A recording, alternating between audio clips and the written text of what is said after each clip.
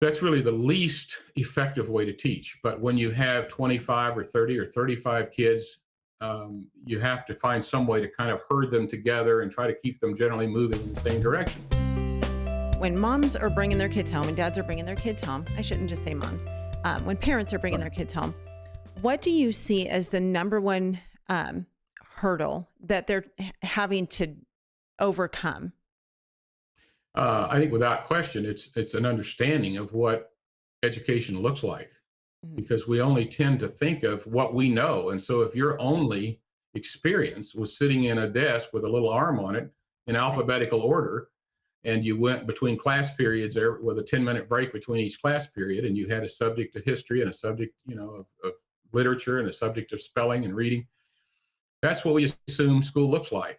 And of course, that's really the least effective way to teach. But when you have 25 or 30 or 35 kids, you have to find some way to kind of herd them together and try to keep them generally moving in the same direction. Um, and it takes a complete paradigm shift, a complete re-envisioning of what it means to learn that grade levels are completely artificial. There's no such thing as a fourth grader or a second grader or a ninth grader. Wherever you are in your reading, progress further. Wherever you are in your understanding of world history, progress a little farther. Yeah. And I know lots of people who've had identical twins. And when you ask them, are they on the exact same page? Oh, no, no, no, no. Susie is like light years ahead in language, and her sister is light years ahead in science. Mhm. They're completely different in terms of their aptitudes they're learning.